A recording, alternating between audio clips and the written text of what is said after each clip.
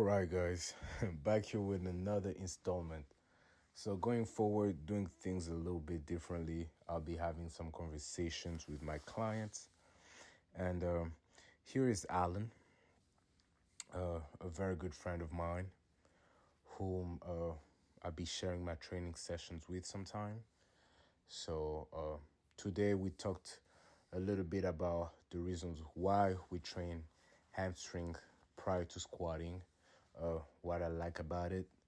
We also talked about body image and how all those things impact us and how we should respond to it. So, thanks again and check it out. So, we're starting with hamstring curls for a few reasons. In my experience, it warms up, especially the knee joint, since we're going to be doing some squatting, all that stuff. Um, Another thing I like to do hamstring first is because it's easy to get a pump. Yeah. And what do you call it? Your energy to output ratio is fair enough that it almost feels like a warm up for the rest of your workout, you know? So, It's valid. yeah, it's like, okay, it's small, get it out of the way, quick. And then the hamstrings are also ignored Very ignored. because people are probably too tired after squatting. Exactly. Like after squatting, you're going to do RDLs and all? No. Another thing why this is my main hamstring exercise. RDLs, good. You get so much out of them. But They can be done wrong. they can be done wrong, high risk of injury, and also it's fatigue, bro. Yeah. If you do RDLs and then you do squats, like your mind is already gone. I was like, bro, how much more do I have to do? Like, That's true. Yeah. And- It does make for a long workout, exactly. which is not very motivating. No. As opposed to this where like you really actually get a pump after 3 sets. Oh yeah. For real. Yeah. Well, we're also doing high reps, Exactly. so you get the hypertrophy. There you go. That's So- like starting for incline chest or incline dumbbell, whatever. Yeah. And then doing dips or something. There you go. It's like you are taking care of the muscles that are mostly ignored. Yeah. And or Almost important to you. yeah. Exactly, Or don't get as much optimization because you're already tired. Yeah. Or attention is just it's upper chest, it's hamstrings. Yeah. Like I should do that with my calves because boy they're tiny. But that's how it's always been. That's not my priority, to be honest. Like having huge forearms and huge calves, work out to look good. Yeah. Personally, Okay. like I genuinely feel better after a workout, Yeah. and also achieving like the handstand push-up that I just did. Yeah. That felt good to me. Got you. I haven't been able to do that in years. Yeah. So But you're back working out for performance and strength. I'm working out for performance and strength. strength. Yeah. But that's the thing. Most people work out to look good, which Yeah. is Which is actually fine. a good thing. Yeah. But I don't know. I feel like you'll always be in that process of looking towards the next body and the next thing. It's body dysmorphia. Yeah. If you do not appreciate what you have. Yeah. Uh, Yeah, because you're gonna be chasing an endless loop or whatever cycle. when I think about things like that, I realize that people who have daddy or mommy issues is way more common than I thought. Yeah, yeah. I think in a degree we all do. I think older people were fucked up in the 90s. They really were. Yeah. They really It were. was a different mentality. Yeah. But We're from the 1900s, by the way. the 1900. But look how you follow up with it. That's why, like, back in the days when they give you criticism, or when somebody called you fat or they roasted you, in a way you were,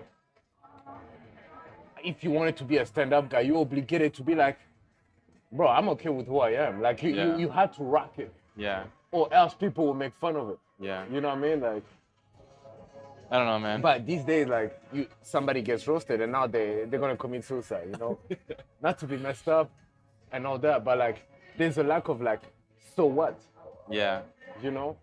So what? I drive a Honda. It's my Honda. I have a car, Yeah. you.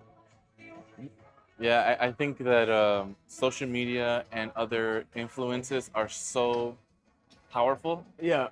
and they really drive like the way that we perceive success, Perceive people in general. perceive people in general. That if you don't have that, then you are not actually happy. Yeah, you're not happy, you're not doing it. But between you and I, we know that. Hey, I never said I was smart. I just said I was hardworking. Talking about hard work, this is one way to increase your reps or progressively overload. This is something I like to do. Always shoot higher for your reps, you know? Yeah. Instead of saying, oh, I'm gonna get 12, just say I'm gonna get 15 and find out. See what I mean? Yeah. And this is what we're gonna do right now. We're gonna aim for 15, although you've done this 12 the last time. Yeah. And if you go higher, then you go higher. Okay. If you don't, then you don't. Okay. But it's all about always overshooting. Right. And if you land on the clouds, so what? You're on the clouds, right? Yeah. So Okay. you lead the way. You should tell my bank account that. There you go. Hey, if you act like you got $1 million in the bank, eventually you're attracting all the right energies to have $1 million in the bank. Well, you can act like you have $1 million in the bank, but don't spend like you do. Exactly. Yeah. And it doesn't mean like you spend, you know? Not to be contradicting. Yeah. Like for example, if somebody picks up a fight with you on the street and you have $1 million in the bank, you're less likely to engage. That's true. That's a good point. You feel me? Act like you have $1 million. Act like you have $1 million. Just don't spend it. Just like don't spend it. So as seen here, Alan and I transitioning into Bulgarian split squats, and from the last clip, some of the few pointers I gave him, like just aiming for a higher number, try to shoot for the stars and land on the clouds, as they say. Just if you overachieve, you will progress. That's the one thing in training I can tell you. If you overshoot for your reps, if you overshoot for your weight and you actually attain, progress will happen. There is no choice. So that's one thing you could get from this video is always overshoot, man. Always overestimate yourself, because you never know. You might hit it, you might not, but that is truly how you push yourself. The next clip here will be me performing my set. I appreciate you guys, and I'll see you next time. Peace. But that's the thing, the body doesn't know that. After 42 reps, this feels like 100 pounds. Yeah. Well, in your case, like 120.